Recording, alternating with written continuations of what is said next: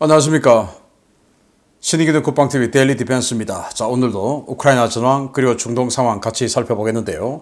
중동에서 특히 중동 지역의 이권을 보장받기 위해서 러시아는 시리아에 해군기지 하나, 공군기지 하나를 전개시켜 놨었어요. 그런데 지금 이 반군들이 워낙 파죽지세의 기세로 진격해 들어오니까 러시아 해군 그리고 러시아 공군들이 전부 다 도망갔습니다. 즉 어떤 상황이 벌어지고 있는지 시리아에서 한번 살펴보도록 하겠고요.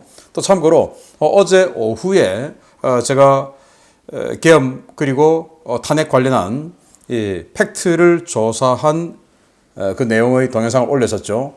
그 관련해서는 뭐 어제 한 번으로 마치고 이렇게 저는 제가 평소에 하던 그 주제의 내용을 그대로 해나가겠습니다. 양해해 주시고, 야, 신인균 너도 지금 상황이 이러니까 그런 거 해라 라고 하시는 분들이 댓글에 많으신데, 저는 이 분야가 제 전공이기 때문에 이 분야를 주로 다루는 게 맞다라고 생각하고요. 어제는 아무도 그런 내용을 안 다뤄주니까 제가 법 전문가는 아니지만 저는 정치학 박사지만 관련해서 여러분들께 상식적인 선에서 알려드렸던 내용이고요. 또 참고로 댓글에 정치적 중립을 지켜라 라고 하시는 분들이 많은데 정치적 중립을 지키려고 노력합니다. 그러나 저희 성향은 제 스스로 생각하기에도 보수, 우파입니다. 그리고 자유민주주의, 자본주의, 그리고 현실주의입니다. 이런 선상에 있는 사람이기 때문에 은연중에 저희 성향이 안 나올 수가 없어요. 그리고 여기는 제 개인 방송이에요. KBS도 아니고 YTN도 아니고 연합뉴스도 아닙니다. 정부 보조를 받는 데도 아니에요. 그래서 여기에 와서 중립을 지켜라 라고 하는 것은 그건 맞지 않다 라고 생각하고, 그러면 오마이뉴스, 한겨레, 프레시안 이런 데서 중립을 지켜라고 해야 돼요. 조선일보 또는 뭐 데일리안 이런 데서도 중립을 지키라고 해야 돼요. 모든 언론들이 중립이 없어요. 다 자기 성향이 있습니다. 그 성향에 맞추어서 소비자들은 구독을 하는 거예요. 그래서 저는 가급적이면 이 중립적인 성향의 군사 정보를 제공해 드리는데 가끔씩 저희 정치적 성향이 드러나는 것은 어쩔 수 없다라는 말씀을 좀 드리면서 자, 소식 보겠습니다. 정보 브리핑 먼저 하겠습니다. 미국 폴리마켓은 윤석열 대통령이 올해 안에 물러날까라는 배팅이 등장했습니다. 12월 4일 오후 기준 어제 계속 엎치락뒤치락 50% 아래에서 엎치락뒤치락 했는데 45%, 44% 이런 식으로 왔다 갔다 했어요. 어제 초기에는 이런 식으로 거의 75%까지 올라갔다가 쑥 내려가서 50%에서 40% 왔다 갔다 하는 그런 내용이 되는데, 이게 탄핵이 될 거냐 안 될 거냐가 아니고 올해 안에, 즉 12월 한 달 안에 물러날 거냐 안 물러날 거냐 이거에 대한 배팅이에요. 그래서 이게 지금 뭐 50% 이하 한 45% 되니까 탄핵이 안 되는가, 이게 지금 아니다라는 이 윤 대통령을 지지하는 측면에서는 굉장히 절반 이하야 이게 아니고 올해 안에 물러나냐 안 나냐 이거 배팅입니다. 자, 월스트리트 저널은 트럼프가 논란이 많은 헤그세스 국방장관 지명자 대신 론 드센티스를 국방장관 지명자로 교체하는 것을 검토 중이다 라고 보도를 했는데, 이 헤그세스가 완전히 이 국수주의자죠. 이 양복 안감을 성조기로 하고 다니는 등 뭐 그랬는데, 너무 논란이 많으니까 론 드센티스, 근데 이 사람은, 론 드센티스는 군하고 아무 관계 없는 사람이에요. 그야말로 이 헤그세스 같은 경우는 군사평론가이기는 하죠. 근데 론 드센티스는 그냥 플로리다 주지사입니다. 그래서 국방장관과 아무 관계가 없는데, 이걸 보면 트럼프 당선자는 그냥 뭐 전공 다 필요 없고 내가 믿을 수 있는 사람을 핵심 보직에 준다, 뭐 이거인 것으로 봐야죠. 자, 트럼프는 이 트루도 총리와 마르라고 리조트에서 회담을 했습니다. 그 회담에서 캐나다 국경 문제와 그리고 매년 1,000억 달러씩 미국이 적자를 보고 있는데 그거 해결할 거 아니면 미국의 51번째 주가 되어라 라고 트루도 캐나다 총리와 언쟁을 벌였다고 하는데, 트루도 총리가 무슨 소리냐, 말이 되냐 라고 하니까, 자, 그러면 너는 우리 미국이 매년 캐나다에 1,000억 달러씩 호구 잡혀야 된다고 생각하냐? 라고 이렇게 되물었다고 합니다. 여기에 대해서는 대답을 안 했다고 하는데, 자, 이 캐나다 국정 쪽에서 이 범죄자들이 넘어오고, 그리고 매년 무역 적자를 1,000억 달러씩 보고 하는 이 부분에 대해서 뭔가 바로 잡겠다라는 의지를 보이는데, 우리도 미국에 지금 흑자를 많이 보고 있는 나라 중에 하나인데, 이런 부분에 대해서 좀 걱정이 됩니다. 이스라엘 국방장관은 레바논 정부에게 지금 촉구를 합니다. 휴전 이행에 책임이 있다. 니들이 휴전 이행에 책임이 있다. 그런데 이 레바논 정부 니들이 헤즈볼라를 통제 못하면 레바논 정부도 그 책임을 못 피할 것이다. 라고 경고를 했는데, 자, 이렇게 이스라엘 카츠 국방장관이 이 국경 점령지 시찰 중에 그런 메시지를 냈어요. 그 말은 헤즈볼라를 레바논 정부가 제대로 통제 못하면 다시 전쟁을 하는데 그 책임을 레바논 정부에게 지운다 했으니까 이제는 레바논 전체를 향한 전면전을 하겠다. 이 말이 되는 겁니다. 이란 외무장관이 모스크바에 갔어요. 모스크바에 가면서 이런 메시지를 냈습니다. 시리아 정부가 공식 요청하면 군사적 개입을 배제하지 않겠다. 라고 하면서 파병을 시사했습니다. 그래서 지금 시리아에서 난장판이 벌어지고 있는데 이게 국제전으로 번질 가능성이 나왔죠. 미국이 지원하는 시리아 민주군이 미국의 A-10C 공격기의 공중 지원을 받으면서 데이르 에조르 지역에서 공세를 확대 중인데 격전 중입니다. 자, 여기 A-10 공격기가 날아다니는 모습인데 동영상 보시면 네, 아주 저공비행해서 이 A-10이 쫙쫙 날아다니고 있죠. 자, 이렇게 해서 30mm 중기관포로 그냥 폭격을 해주고 있는 A-10입니다. 러시아 해군의 지중해 파견대, 바로 시리아의 타르투스 항에 주둔하고 있는 지중해 파견대가 동부 지중해에서 지르콘 극초음속 미사일, 그리고 오닉스 초음속 대함 미사일, 칼리브르 함대지 순항 미사일 실사격 무력 시위를 했다라는 건데요. 자, 여기 에드미럴 고르시코프 호위함에서 이렇게 발사되는 지르콘 극초음속 미사일인데, 자, 요거 관련해서 사실은 이 뒷배경이 오늘 메인 뉴스에 나옵니다. 추가로. 영국에 배치한 미국의 B-50H 전략 폭격기 2대가 3일 오후 칼리닝그라드, 러시아의 발트 함대가 있는 곳이죠. 칼리닝그라드에 접근했고 열흘 사이에 무려 3차례 무력 시위를 했다라는 건데, 11월 말에 2번, 그리고 12월 3일 한 번 해서 최근 열흘간 이렇게 B-50H 전략 폭격기가 칼리닝그라드 쪽에 3번이나 지금 무력 시위를 하고 있습니다. EU 가입을 촉구하는 조지아의 반정부 시위대가 경찰과 6일째 충돌 중인데 폭죽 등 화약류를 사용해서 양측이, 즉 경찰과 시위대 측이 부상자가 속출하고 있다라는 거고, 중국과 러시아의 대규모 함대, 러시아는 스트레구시급 초계함 한 2,000톤짜리 요거 3척, 그리고 지연함 2척 해서 한 5척 되고, 중국 함대는 40척이 넘어요. 이런 대함대가 동중국해에 집결했어요. 그래서 랴오닝 항모 전단을 중심으로 대규모 연합 군사훈련을 준비하고 있는데, 자, 이렇게 제주 서부 해역, 동중국해 북쪽이죠. 여기에서 랴오닝 항모가 위성에 이렇게 사진이 찍혔습니다. 우리 한국 해군이 더 좀 커져야 되겠다라고 하는 것을 이런 모습을 보면서 계속 드는 생각입니다. 자, 우크라이나 전황 보겠습니다. 병력은 좀 며칠간 1,700명대의 러시아군을 사상시켰다가 오늘은 소폭 다운돼서 1,670명의 러시아군을 사상시켰다라고 발표했고, 전차는 7대 격파, 장갑차는 31대 격파, 차량은 80대 격파, 특수장비 1대 격파, 야포 26문 격파, 무인항공기 29대 격추 등의 전과가 있다라고 밝혔고, 전투는 192건이 있었다. 그래서 어제는 201건이 있었는데 오늘 약간 적어졌죠. 그런데 여전히 포크롭스크 방면에서 격전 중이다. 격전 중이다 이 말은 이 지역에서 밀리고 있다 이 말입니다.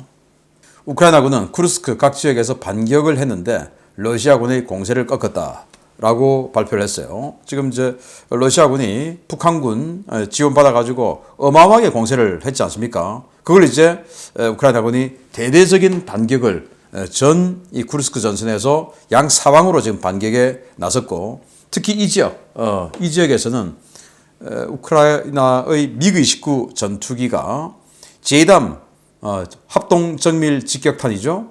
우리 한국 공군도 가지고 있는 GPS 유도되는 정밀 유도 폭탄, 그거 가지고 이렇게 폭격을 해주었다라는 건데 우리는 제이담을 쏠 때 멀리서 사거리가 이게 뭐 한 20에서 30km 되니까 멀리서 이렇게 때려주는데 우크라이나는 아주 저공 근접해서 제이담을 떨어뜨렸다. 우리하고 좀 달라요. 우크라이나는 쿠판스크 북쪽의 오스킬 강에서 러시아군 교두보를 격퇴했다라는 건데 쿠판스크 북쪽에 여기 끝에 여기 부분인데요. 노보밀린스크라고 하는 정착촌이 있는데 여기 이 오스킬 강을 러시아군이 넘어온 겁니다. 넘어와서 교두보를 확보를 했는데 이제 교두보를 확보했다는 것은 추가로 이제 증원군들을 행정 상륙시킬 수 있는 그 능력을 가진 게 교두보 아닙니까? 그걸 밀어냈다라고 하는 나름 긍정적인 소식이 들어왔어요. 우크라이나 대통령 실장이 미국 갔습니다. 트럼프 팀과 회동을 위해서 미국으로 갔습니다. 좋은 성과 있기를 바라고요. 우크라이나 외무장관은 나토 가입 이거 약속에 불과하다. 가입 확정해라 라고 요구를 했는데 자, 우크라이나 외무부가 이렇게 공식 입장문을 밝혔어요. 이 입장문을 보면 부다페스트 양해각서 적은 지 30주년이다. 결국 이 내용은 우리가 한 번 속지 두 번 속냐. 부다페스트 양해각서에 안보 보장해준다고 했지 않느냐. 미국, 영국이. 그리고는 우리 핵을 내놔라고 해서 핵을 내놨는데 지금 안보 보장해줬냐. 안 해주지 않느냐. 그래서 우리 한 번 속지 두 번 안 속는다. 그래서 나토에 가입시켜줄게. 약속 필요 없다. 나토에 가입시켜주는 걸 확정시켜줘야 우리는 지금 휴전 협상에 나선다. 라고 이렇게 밝혔습니다. 뭐 자기네들 입장에서는 이게 맞죠. 나토 사무총장이 우크라이나, 야, 지금 뭐 우크라이나 나토 가입하려고 하는데 하고 기자들이 질문을 많이 하겠죠. 여기에 질문을 회피하면서 지금은 지원에, 무기 지원에 집중할 때다. 이렇게 이야기했어요. 자, 여기 나토 사무총장, 마르크 루이터 사무총장 된 지 얼마 안 됐죠. 기자 간담회에서 이렇게 얘기합니다. 동맹국들은 우크라이나의 미래가 나토에 달려 있다는데 동의한다. 이번 회의는 우크라이나 정부가 평화회담에 들어가기로 결정할 때마다 강력한 입장에서 그렇게 할 수 있도록 하는 방법을 집중적으로 논의할 것이다. 자, 그래서 우크라이나가 나토에 가입해야 안보가 안전 보장이 된다는 것을 동의한다. 그래서 나토에 가입을 할 수 있도록 집중적으로 논의할 거다. 이번 회의에. 이제 확정한다가 아니고 논의할 거다. 그리고 이런 나토 가입을 위해서는 일단 우크라이나가 지금 생존해야 되니까 우크라이나에 더 많은 군사 지원이 투입되는 것이 더 중요하다. 그래서 나토 가입 논의는 할 텐데 일단은 우크라이나 군사 지원 투입되는 게 더 중요하다. 이렇게 살짝 회피를 했습니다. 젤렌스키 대통령은 도네츠크 전선이 어렵다. 그래서 서방 지원이 더 필요하다라고 촉구했고 워싱턴 포스트는 백악관이 우크라이나 무기 지원 지금 해주는 거 이거 미국의 대비 태세를 약화시켜주는 거다. 시키는 거니까 하면 안 된다. 이렇게 보도를 했어요. 왜냐? 미 육군이 가지고 있는 또는 미 공군이 가지고 있는 그 자산들을 바로 꺼내서 자꾸 갖다 주니까 미국의 전쟁 지속 능력이 떨어지죠. 항상 미국은 전쟁을 하기 위해서 이 정도 물량을 가지고 있어야 되는데 이걸 자꾸 떼주니까 대비 태세를 약화시키는 거다. 그래서 더 이상은 안 된다. 이렇게 보도를 했습니다. 자, 우크라이나는 1800km급의 자폭 드론을 양산하고 있는데 내년까지 3만 대를 만들 것이다. 라고 하는데 이야 1800km급의 자폭 드론을 내년까지 3만 대를 만든다. 이거 어마어마한 일인데 네, 과연 실제로 구현이 될지 지켜봐야겠습니다. 파르티잔들, 그러니까 크림반도에서 활동하는 파르티잔들이 러시아군이 크림반도에 더미 장비 배치를 증가시키고 있다. 자, 이거 보시면 가짜 해안포로 보이는 가짜 더미죠. 가짜입니다. 이런 거 만들어서 드론 또는 미사일의 폭격을 유도하고 있다라는 건데 딱 봐도 그냥 뭐 이 정도 크기로 보니까 가짜인 거 확실한데 멀리서 보면 가짜인지 모를 수도 있죠. 네, 오늘의 메인 뉴스 보겠습니다. 지난 11월 27일 시리아 북서부 이들리브에서 거병한 시리아 반군이 일주일 만에 시리아 5대 대도시인 하마에 진입했습니다. 현재 하마 일대의 정부군과 친아사드 병력을 소탕하며 주변으로 진격을 확대하고 있습니다. 반군의 기세에 놀란 러시아군이 시리아 내 핵심 거점을 버리고 도주했다는 소식입니다. 하마에 진입한 러시아 반군이 현지 시각 12월 3일 오후 시리아 서부 해안의 러시아군 주요 거점에 가까워지면서 전투기와 군함 탈취를 우려한 러시아군이 흐메이밈 공군기지와 타르투스 해군기지를 탈출하고 있다고 현지 오신트 소식통들이 리포트했습니다. 반군은 거병 일주일 만에 약 150km를 진격해 알레포와 하마 등 주요 도시들을 연달아 점령하고 점령 지역을 점점 확대하고 있는데요. 방어작전에 나서야 할 시리아 정부군이 지리멸렬한 상태로 장비를 버리고 도주하면서 반군은 점점 더 많은 중장비로 무장하고 있습니다. 반군은 알레포 일대에서 정부군의 전차와 장갑차는 물론 BM-27 220mm 다련장 로켓과 부크 중거리 지대공 미사일, SA-3 지대공 미사일, L-39 훈련기 겸 경공격기, 밀8 헬기 등을 노획했는데요. 하마 인근에서 정부군 최강의 화력 투발 수단인 BM-30 스메르치 300mm 다연장 로켓 시스템 1개 포대도 손에 넣었습니다. BM-30은 기본탄 70km, 사거리 연장탄 130km급의 사거리를 가진 무기인데요.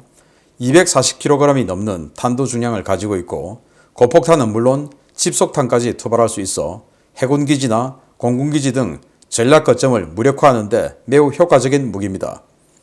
러시아는 현재 시각 12월 3일 반군이 타르투스 해군기지에서 약 20km 거리까지 접근해 BM-30을 노획했다는 첩보가 입수되자마자 타르투스 해군기지에 정박해 있던 주요 군함들을 긴급 출항시켰습니다. 긴급 출항의 표면적 명분은 미사일 발사 훈련이었는데요. 기지에 정박해 있던 애드미럴 고르시코프 호위함과 애드미럴 그레고르비치급 호위함, 킬로급 잠수함 노보로시스크함, 연료 보급함 칼리닌그라드 네프트, 알타이 등이 동시에 긴급 출항했습니다.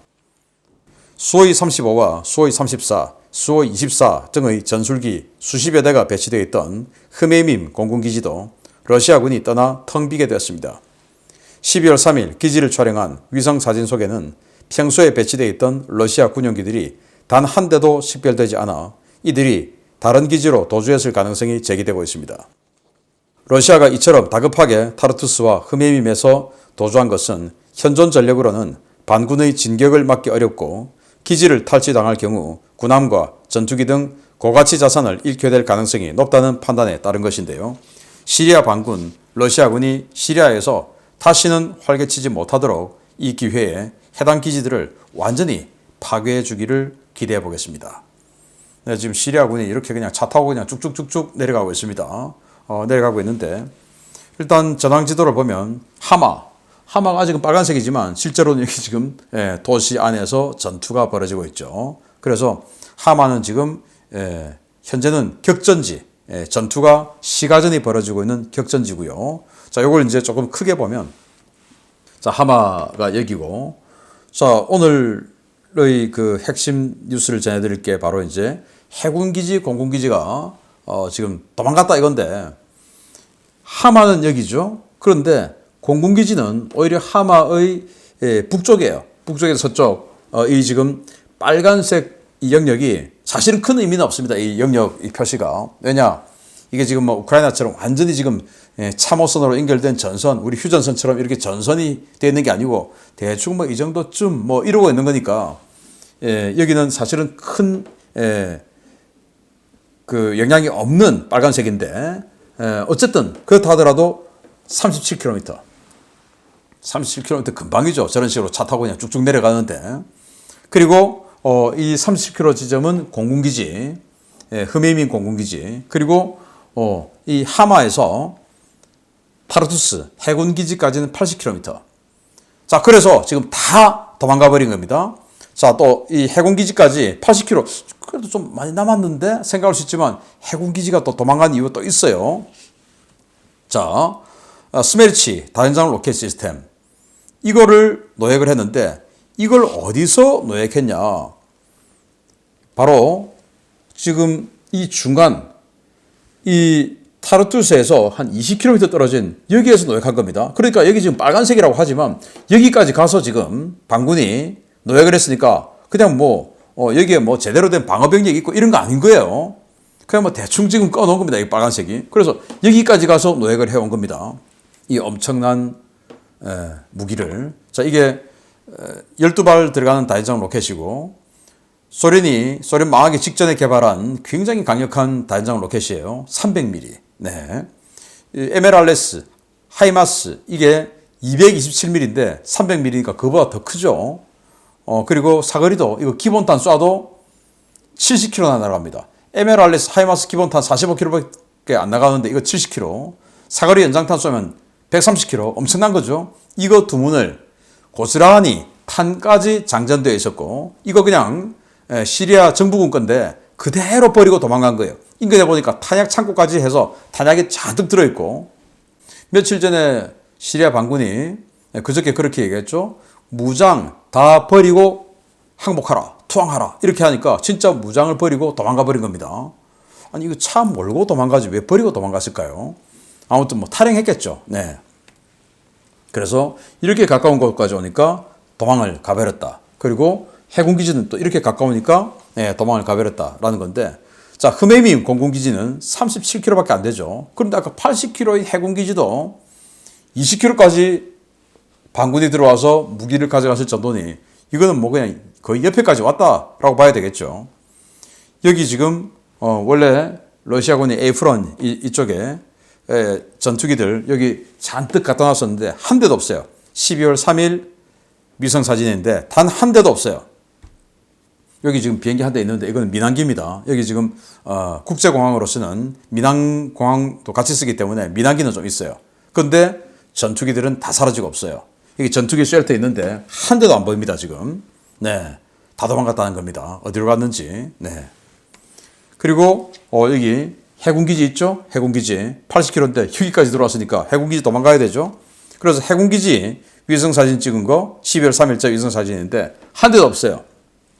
여기 원래 킬러급 잠수함 하나 있었다라고 나와 있고, 에드미럴 고르시코프 클래스 하나 있었다. 그리고 에드미럴 그레고로비치 함 있었다. 없어요. 그리고 지원함, 군수지원함 2척이 있었는데 그것도 다 사라지고 없다라고 지금 여기 나와 있죠.